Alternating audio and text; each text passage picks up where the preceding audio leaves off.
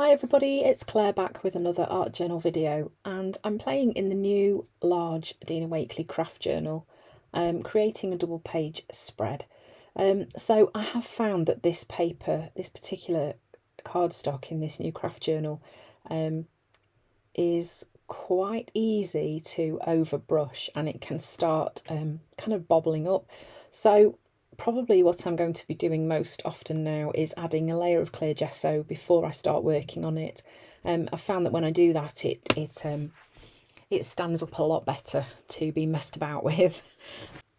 So to start off with, I've added a layer of white acrylic paint across the centre of the page, and then I've gone in, once that's dry, with some turquoise, and this is fuchsia. These are all Dina Wakley media paints as well. And I've got quite a wet brush, as you can see. Those paints are blending together quite nicely. And then this is orchid.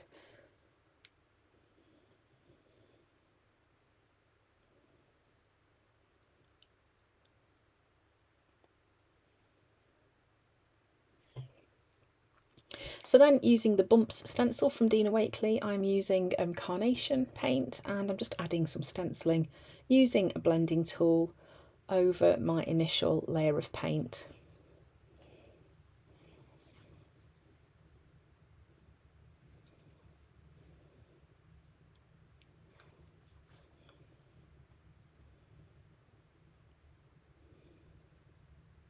So this is one of the masks from Scrap FX. I think it's from Set B. It's just some really cool shapes, and I just fancied having a play with it just to see how it would look. So I'm adding that onto my background, going over it using a magenta, and just adding this stencil in a few places, in a few places.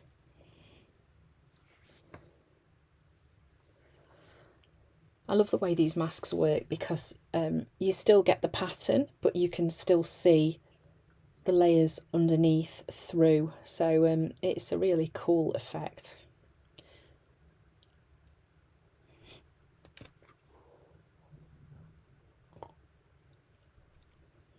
So you notice I'm just altering the angle that I'm holding this. Oh, so that wasn't a Dina Wakley paint, that was Amsterdam acrylic.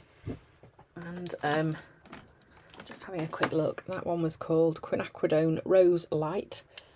And I'm just mixing up my shades of pink that I'm using here to add the masking on to the page.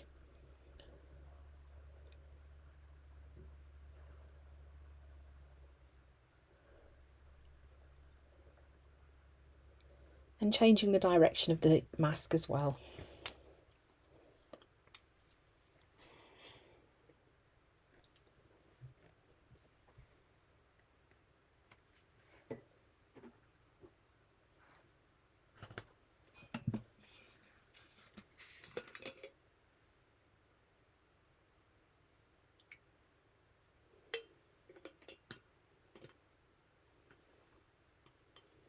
Then I'm using this Dina Wakley circle stencil with some white paint.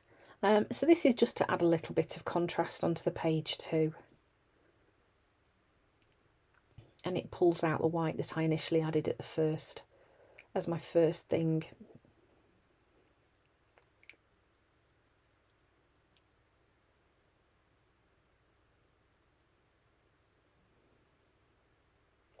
So now I'm going to start drawing a face, and I'm going straight in with a Stubble All pencil. I don't often draw faces. I find them quite scary, if I'm being completely honest. I think definitely it is something that you have to practice every day, I would say, if you want to become confident and create faces that you like. And whilst I can do it, it is something that I have to work really hard at. My faces often end up being a bit wonky, but I guess that's okay. It's all character, isn't it? But I wasn't particularly worried. I was feeling brave this day, and I just thought, you know what? It's just about having a try and expressing what it was that I was wanting to express through my journal page. And I just felt that I wanted to draw a face. So it might not be the most amazing face ever, but it's okay. I did it. I had a go. And the Stabilo pencil is quite a great way to do this. So obviously the harder you press, the darker it is. So if you're not sure, start off really light, and it's much easier to kind of work into your page. So I'm just using a water brush here and activating the Stabilo pencil, and you can see sort of starting to pull some of the pigment out to create some shadows. At the minute, this is quite a blank face, I guess. I think I feel it's got a bit of a blank expression, but that's okay. I'm not bothered. There are so many artists on Instagram who are fantastic at faces. Obviously, Dina is like the queen of faces, isn't she? But there are lots of other people who do faces, and I think, you know, they would say that it is that daily practice that is so important. And I'm not really that committed to daily practicing drawing faces at the minute. Maybe that will come at some point. But for me, it's okay that when I feel I want to draw a face, I'll just have a try and see how it goes. So I've just drawn the hair in, and again, I'm just activating that pencil and just pulling out the pigment. So I wasn't going to be adding any more colour onto the face, and this is really just adding those highlights in on the eyes and a little bit of a highlight on the nose and lips and chin and forehead. Obviously you can add sort of colour onto your faces and stuff like that if you want them to be more of a focal point. For me, this was just about having a go at drawing a face. And then I love these words on this collage tissue paper. I think it's from Dina's text collage pack. And I decided I was going to use those as my writing on this page and stick them down. So they're going down with some matte medium in those wavy lines that I drew using a Posca pen.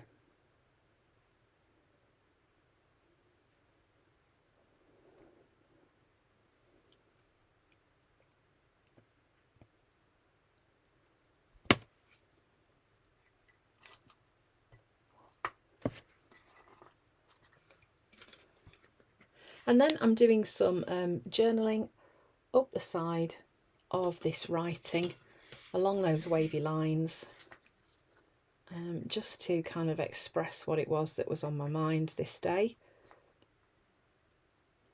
And this is not meant to be legible, it's just scribble really, but it does say something. Well, it did at the time. I don't know that I'd know now what it said.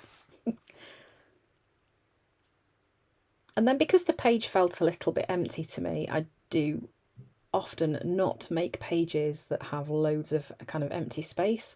So then I went in with my mark making and just adding some more dots onto the page, just helping to anchor the parts of the page that I'd added. And adding some contrast with some white as well as the black.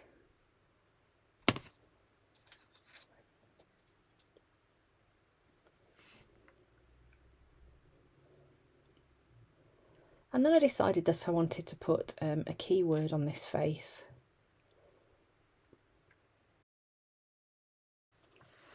And then just to finish it off, I'm adding some circles in permanent red violet light from Amsterdam acrylic. So this is just a little bit of a cardboard tube that I had saved, and some more splatters too. Just using some black watered down acrylic paint. And that is pretty much the finished page. So fairly simple, drawing a face using the Stabilo All, trying to be brave and pushing myself out of my comfort zone. It might not be the best face, but you know, it was okay. I was reasonably happy with it. So I hope you've enjoyed watching me drawing this face in my large craft journal, and I hope to see you again soon.